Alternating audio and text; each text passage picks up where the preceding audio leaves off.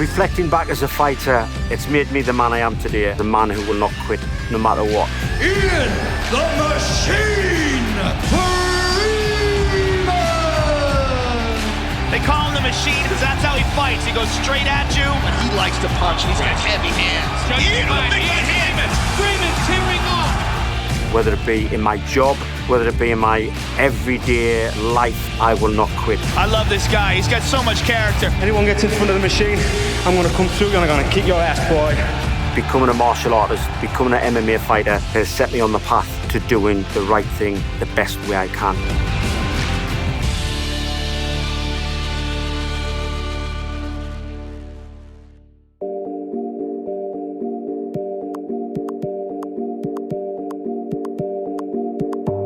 I live in a little village called Stanley in County Durham. I'm originally from Sunderland. Come on. I had a normal childhood. Mother and father who were both very loving, brought me up with the morals of, being a good person. Come on. I never set out to be a fighter. Things just happen, and I believe in life things happen for a reason. I was attacked at the age of 18. I was on a metro train coming back from Newcastle. When I got off the train, a group of skinheads decided to chase me down, and they gave me the biggest kicking of my life. My dad was an ABA boxer. My father said, right, we need to learn you how to fight. He put up a boxing bag, learned me how to hit the bag. At the age of 20, became a doorman. One night, this mountain of a guy, this 6'5" brick shithouse, he shouted, "Freeman, I want you, get down here." We went in the car park and we had one hell of a scrap. I did win the fight, but one of the doormen said, "Nah, you should have choked him unconscious." And I was like, "What, choke him unconscious?"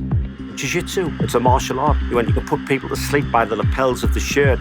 You can break the arm by an arm bar, which only takes 8 pounds of pressure to break the arm. And I was like, wow, really? My friend lent me UFC 1, 2, and 3, and I thought, man, this is crazy. Different weights, different styles. I thought, I want to try this. But I was a little bit older than, the normal fighters that are out there. I was actually 31 when I had my first fight, but I entered a competition, I won. I beat up a guy called Travis Fulton in England. I broke his jaw in the second round via ground and pound. Now, he was supposed to fight in the UFC. Because he was injured, he couldn't fight. The UFC basically said, right, so who was the last guy to beat Travis Fulton? We'll get him in, he can take his place. And that was me.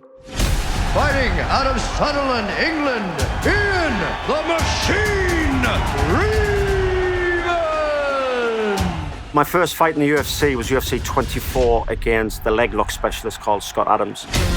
Let's fight! Adams and Freeman, and here we go. I actually wore wrestling shoes, which to a leg lock specialist, that's like putting Velcro on your feet. Beautiful takedown. He got me in a leg lock, I escaped it. Got me in another leg lock, I escaped that. Freeman not panicking, seems to know what to do. But because of the continuous pressure on my ankle, eventually it popped. There it is! Although I lost, I was quite proud of myself. I was the first ever British fighter to fight in the UFC. Ian Freeman wants to put on a different show tonight than he was able to put on at UFC 24. My fight after that was against a guy called Nate Schroeder.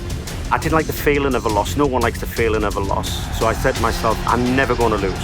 Not again. Takedown for Freeman. He was, at the time, one of the top fighters. I got the side control, and I need him twice in the temple. Working with the knee, and another. And Mario Yamasaki stops the fight.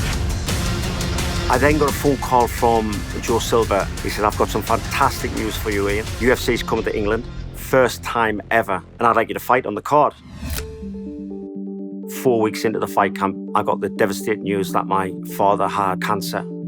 I said to my mum, I can't fight with this on my mind. It's just too much.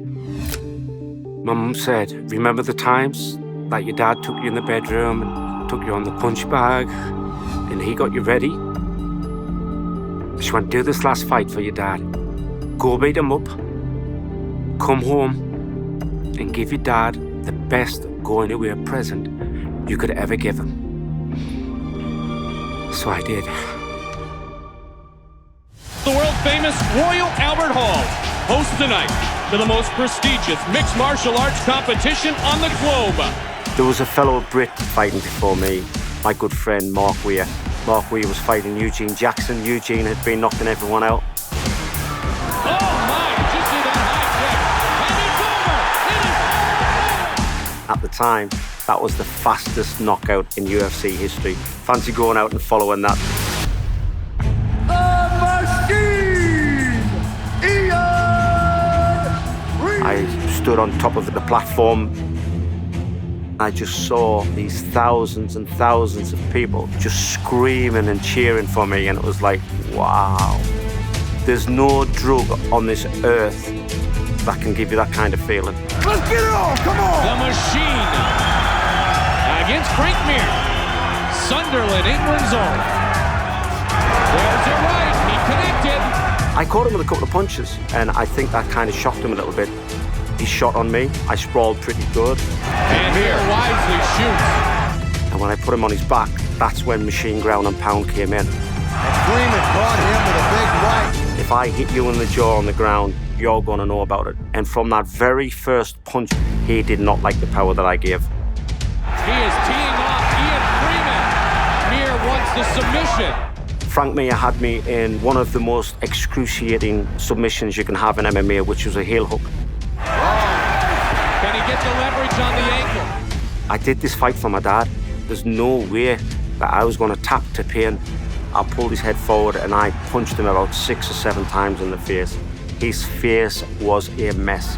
And that's when I thought, right, I'm going to end this fight. And I just dropped a barrage of elbows. I just elbowed and elbowed until I split his face to bits. Mir is in trouble. Freeman trying to stop it. You want to continue? Fight's over. It's over! McCarthy has stopped the fight. Ian Freeman has defeated Frank Mir. Oh man, what a beautiful feeling. My home crowd, England, thousands of fans watching live, millions watching around the world. This crowd is indescribable, Mike.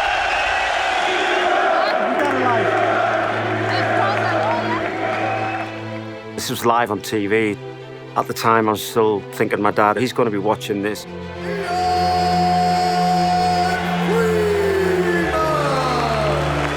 My father, he is lying in a hospital bed dying of cancer. So for you, Daddy, I love you. I couldn't wait to call home. I rang my mum, and she said, I'm sorry, but your dad died yesterday. We didn't want to tell you because we knew you wouldn't fight. I'm really pleased they didn't tell me. I would not have fought. It was the best fight of my career. My dad was there. He was watching me. And for me to do that for my dad, I think it's the best present I could have ever given him.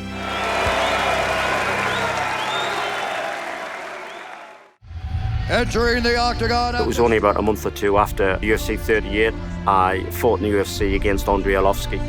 I'd never lost anyone so close to me. I didn't really understand the grieving process.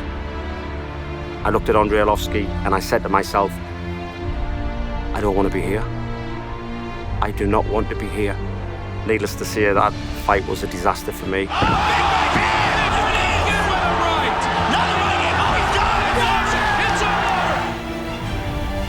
My pride, my stubbornness made me get in there and do it. Shit, that was terrible.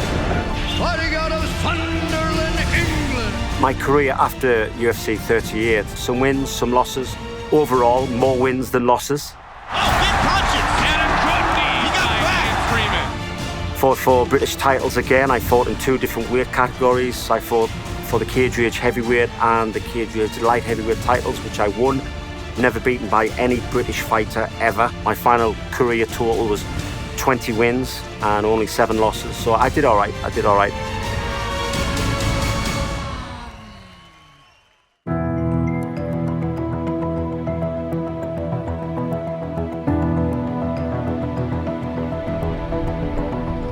After UFC 38, after my father passed away, I wanted to give something back to the NHS, which is the National Health Service here in the UK. I sat for 3 years doing exams and qualifications and learning how to be a medic, and I became a qualified EMT 999 services on an ambulance.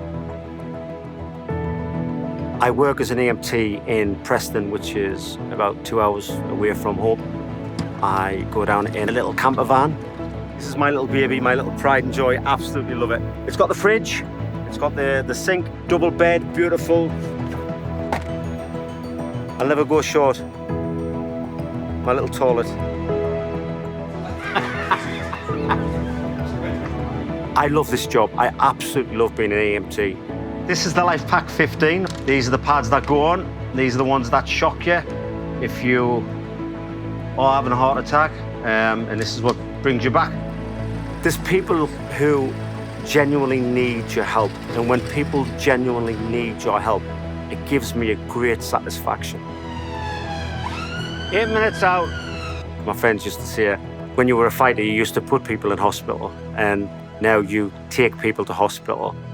This time, at least, I'm saving lives, not trying to end them.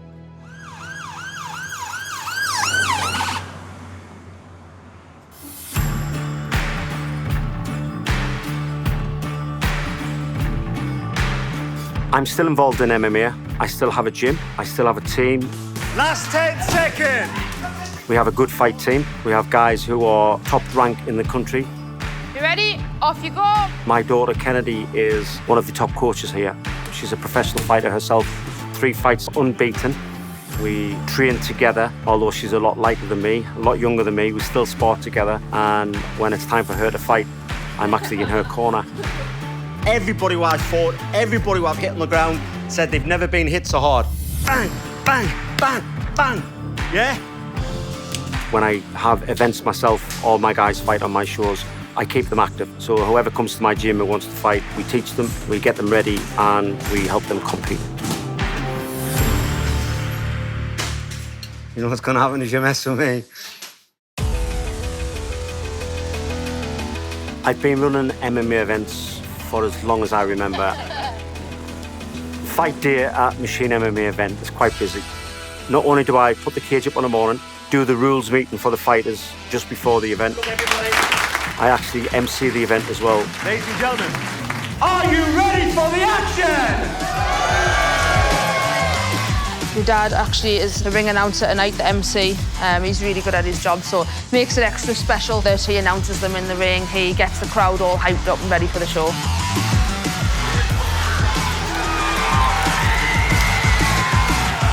My daughter, when we have fighters on the event, she is in their corner, and she's very good at her job. Chop his legs, so I stop him from coming forward. Right, is it both tied? This is just who wants it more. Nice hand, down the pipe, Colin. That's it, go on.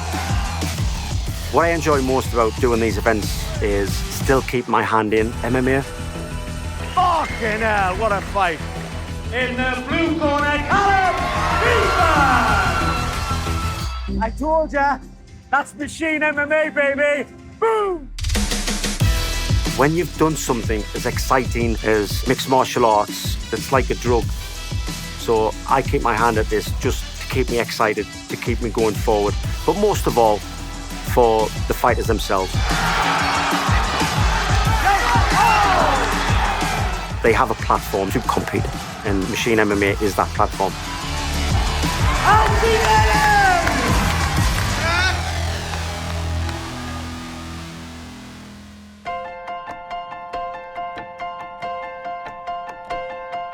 It was nice to get a call from the UFC and be invited down to London for UFC 286, part of the UFC 30th anniversary.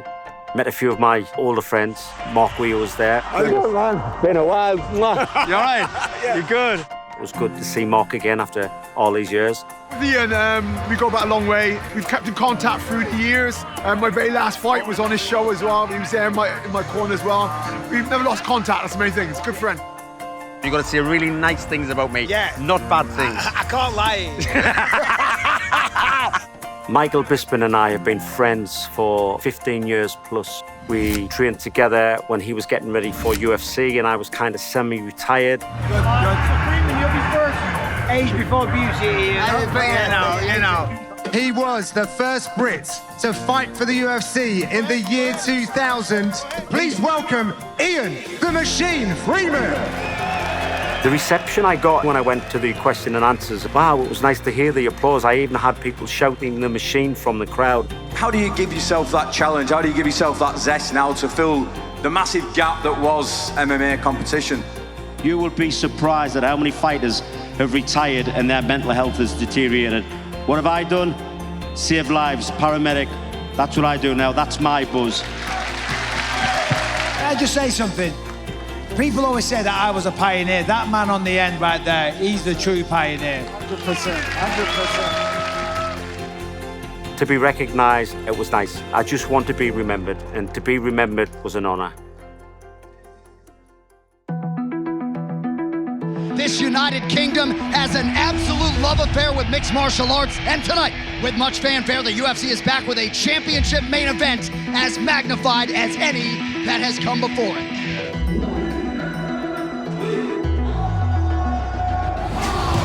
Oh, yeah, listen to that. Oh, goosebumps. Yeah, man.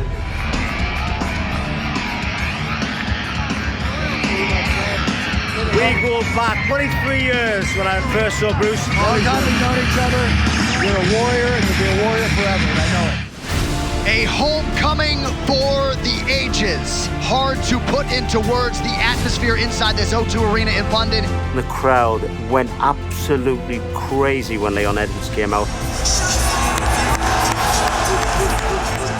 I know how I felt for 5,000 people. Never mind how I would have felt for 20,000 people.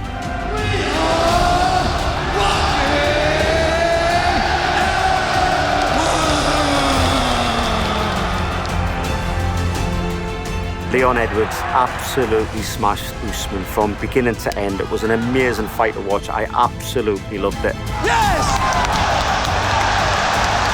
Come on, Rock! Come on, Rock! Come on, Rocky! Yes!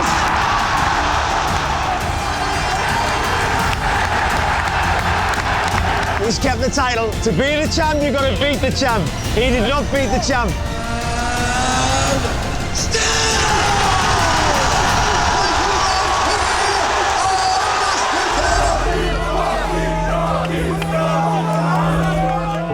From the old to the new, I had to say well done, man. Legend. I had to say well done. Thank you, appreciate it. You paved the way for us, bro. Oh, man. So, thank you. You paved the way for us. I'm blown away. I may have been the first one from Great Britain, but 23 years later, and I've still got fighters saying that to me. It's a dream come true. If I retired from fighting and had a mundane job where it was 9 to 5, I think my life would have declined, because when you've had such an exciting career, I don't think anything else would compare. Hey, man, yeah. Lovely, thank you. So what do? I keep myself busy. I became an EMT. I go out every day helping others, saving lives. I do my fight events. I coach in the gym. That is in place of the fight game. Giving back to others, giving back to the fans. And I will do that as long as I can. And if I do that, it will make me a very happy man. All right, guys, have a shift ready.